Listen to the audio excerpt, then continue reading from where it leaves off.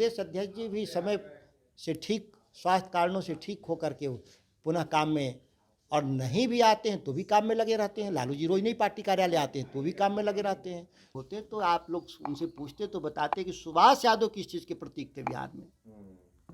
अगर हमारी कहीं कमजोरी अगर थी तो सुभाष यादव जैसे लोगों के चलते बदनामी हुई थी, और वो बदनाम लोग जो हम लोग को बदनाम किए, राष्ट्रीय जनता दल को, वो सभी बदनाम लोग या तो जनता दल यू में है, या भाजपा में है, या लोजपा में है, या उस तरह के दल जो एनडीए की तरफ आज दिखाई दे रहे हैं। वो कहते थे लालू यादव को राक्षस राज, जहाँ कोई कानून का राज नहीं। नीतीश कुमार और उनकी पार्टी के प्रतीक लोग हैं। गिनती नहीं पूरा कर सकते। अपराधियों की पूरी फौज, भारतीय जनता पार्टी और नीतीश कुमार की पार्टी, पूरे बिहार में आप देख रहे होंगे शराब के जो तस्करों का जो तांडव है, अलग ये हिसाब है बिहार में। आज के दिन सुभाष यादव किस पार्टी और गठबंधन में है, आपने पूछा, मीडिया के लोग को पूछना चाहिए। अगर वो अपराधी थे तो आज वो एनडीए में क्या कर रहे हैं। नमस्कार, आप देख रहे हैं न्यूज़ 4 नेशन। मैं हूं आपके साथ है नरोत्तम सिंह। बक्सर से सांसद सुधाकर सिंह हमारे साथ हैं। बिहार में तेजस्वी यादव कह रहे हैं कि इन दिनों क्राइम का ग्राफ लगातार बढ़ रहा है, लेकिन जेडीयू फोटो दिखा रही है कि जो बिहार में क्राइम हो रहा है तेजस्वी यादव के लोगों का हाथ है उसमें। दिन दहाड़े गोली चलाते हुए आनंद सिंह टीवी चैनल पे देखे गए, वो किस पार्टी के नेता हैं। बाकी की संख्या मैं गिनती नहीं करना चाहता हूँ। ये बिहार के जो अपराधी हैं, हालांकि मैं मानता भी नहीं कि अपराधियों का कोई दल और जाति होता है, अपराधी अपराधी होते हैं, लेकिन नीतीश कुमार की सरकार को प्रत्यारोप की जगह उनको समाधान की बात करनी चाहिए। आप आए हैं सुशासन का राज स्थापित करने के लिए, लेकिन आपने कैसा राज बना दिया, राक्षस राज, जहाँ कोई कानून का राज नहीं। नीतीश कुमार और उनकी पार्टी के प्रतीक लोग हैं। गिनती नहीं पूरा कर सकते। अपराधियों की पूरी फौज, भारतीय जनता पार्टी और नीतीश कुमार की पार्टी, पूरे बिहार में आप देख रहे होंगे शराब के जो तस्करों का जो तांडव है, अलग ये हिसाब है बिहार में। क्या वो अपराधी नीतीश कुमार की सत्ता के द्वारा संरक्षित नहीं है, जहाँ जहरीली शराब से हजारों हजार मौत हो जाती है। नीतीश कुमार द्वारा संरक्षित आप अपराधी बता रहे हैं, लेकिन पूर्व सांसद सुभाष यादव ने कहा है कि जब 90 के दौर में अपराध होते थे सीएम हाउस से संचालित होते थे। आज के दिन सुभाष यादव किस पार्टी और गठबंधन में है, आपने पूछा, मीडिया के लोग को पूछना चाहिए। अगर वो अपराधी थे तो आज वो एनडीए में क्या कर रहे हैं, लोजपा में क्या कर रहे हैं, कोई जवाब चाहिए। ये जो अपराधी थे, मैंने कहा ना कि अपराधियों की ना कोई जात होती है ना पार्टी होती है, इसके संरक्षक होते हैं, और वो संरक्षक अब सामने आ गए लोग, एनडीए के लोग। कैसे लोगों के पीछे एनडीए माहौल खराब करने के लिए बिहार में ऐसे लोगों को प्रश्रय देती है। सुभाष यादव जैसे लोगों को एनडीए प्रश्रय दे रही है। किस पार्टी में पूछिए आप, तो मैंने कहा ना कि आपके चैनल के जरिए मैं पूछ रहा हूँ, किस पार्टी में है आज वो, किस गठबंधन में आज है वो। उनके बयान का कोई अर्थ है। 25 साल मौन क्यों, 31 साल 30 साल मौन क्यों साधे रहे। सत्ता लोलुप लोग हैं, सत्ता के लिए अपनी जमीर कहीं बेच देंगे लोग। लेकिन वो जो आरोप लगा रहे हैं उसमें कहीं कोई तथ्य नहीं, आपको लगता है? अगर तथ्य है, अगर इसमें दूर दूर तक तथ्य है तो पीड़ित कोर्ट जाते। न्यायपालिका किसी सरकार की नहीं होती, और न्यायपालिका को तो माना ही जाता है कि विपक्ष के लिए जो सबसे बड़ा जो शेल्टर है वो न्यायपालिका होता है। जहाँ मानवाधिकारों का हनन होता है, न्यायपालिका उसको बचाती है।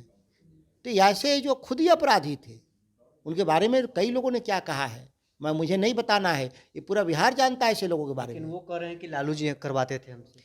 आपको क्या लगता है? अगर ऐसे अपराधी लोग आज भी राजनीति में हैं तो इसे समझना चाहिए कि किसके इशारे पर वो कह रहे हैं और बोल रहे हैं। अगर वो राष्ट्रीय जनता दल में रहते और बोलते, हम लोगों ने तो जो भी व्यवस्था के खिलाफ बोलना हुआ तो हम लोग बोले भी और इस्तीफा भी दिए।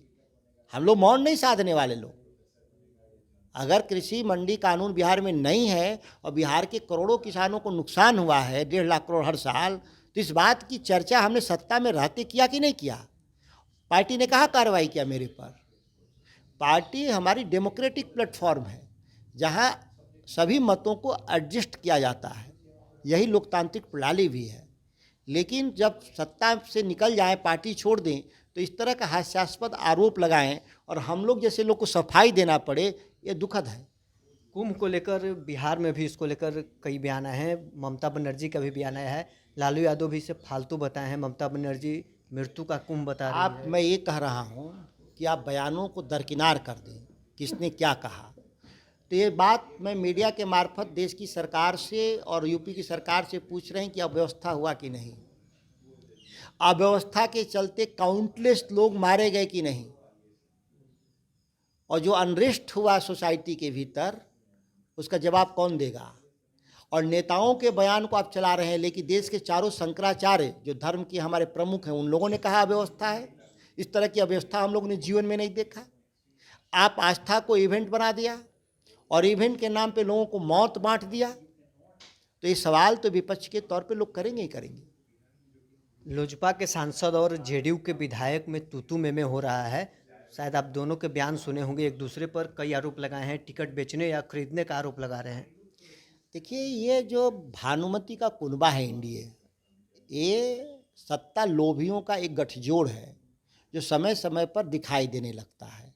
अब इसको फिर लिपापोती करेंगे लोग, जेडीयू और लोजपा के लोग, भाजपा के लोग, लेकिन ये इसी स्वभाव के लोग हैं। वो केवल और केवल इसलिए एकजुट हैं कि कैसे बिहार का संसाधनों को लूट लिया जाए, बिहार के जो आम आवाम है उनको विकास से महरूम कर दिया जाए, उसी काम में लगे हुए लोग हैं। 10 करोड़ में जेडीयू के विधायक ने आरोप लगाया है कि टिकट खरीदे हैं लोजपा सांसद, तो क्या है चिराग पासवान ने ही 10 करोड़ में टिकट बेचा है? देखिए, इसके बारे में चिराग पासवान बताएंगे कि उनकी पार्टी में पैसा लेके टिकट बेचा गया नहीं बेचा गया। लेकिन जो आरोप लगाने वाले लोग हैं, आज जिस पर आरोप लग रहा है, सब एक ही तरह के लोग हैं। एक आखिरी सवाल रहेगा सर, प्रदेश अध्यक्ष जी कब पार्टी दफ्तर लौटेंगे? प्रदेश अध्यक्ष जी के पार्टी दफ्तर लौटने की जो बात होगी वो पार्टी कार्यालय से बताएंगे लोग। स्वाभाविक है कि उम्र के लिहाज से जो उनकी स्वास्थ्य कारणों से परेशानी होती है, तो कई अवसरों पे पार्टी कार्यालय नहीं पहुंच पाते हैं। इससे पार्टी का कार्यक्रम कोई बाधित नहीं है। आप देख रहे हैं तेजस्वी जी की लगातार यात्रा चल रही है, पार्टी के कार्यक्रम चल रहे हैं। पार्टी सामूहिक नेतृत्व के जरिए चलती है और सभी लोग काम में लगे हुए हैं।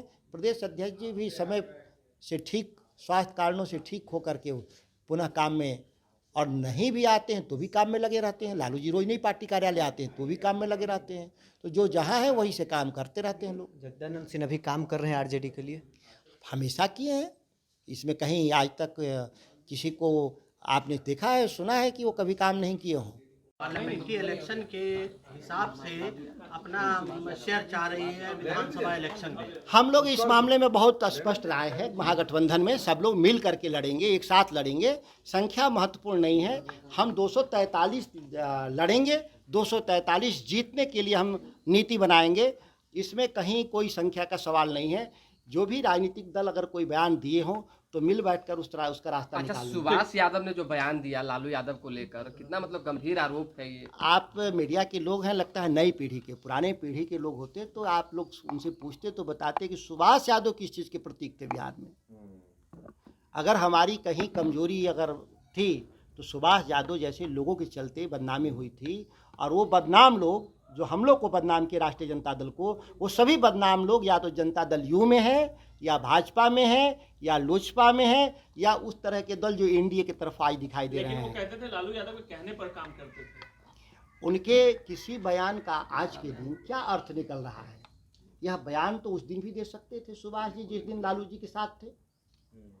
और पूरा बिहार जानता है उनके बारे में, उनके स्वभाव के बारे में और उनके कैरेक्टर के बारे में। चंद चीज़ों के लिए बिक जाना, ये भारतीय जनता पार्टी के जो ईडी वाला जो वॉशिंग मशीन है, उसमें जाने के बाद सबके बयान बदल जाते हैं। तो ये सुभाष यादव का कोई बयान में अतिशयोक्ति नहीं है। वो ईडी और सीबीआई कहीं खोज रही होगी तो उनके बयान इस तरह के आ रहे हैं। यहाँ तो जो साथ में रहने वाले हैं, विजय सिन्हा और सम्राट चौधरी का दिल्ली से लीक करा रहा है। इन लोग की हैसियत है बिहार में नेताओं का, एनडीए का, कि वो दिल्ली की बात को नकार दे। तो चलिए, आरजेडी सांसद सुधाकर सिंह हमारे साथ थे, सभी सवालों का इन्होंने जवाब दिया है। बहरहाल इस में इतना ही। आप बने रहें न्यूज़ 4 नेशन के साथ।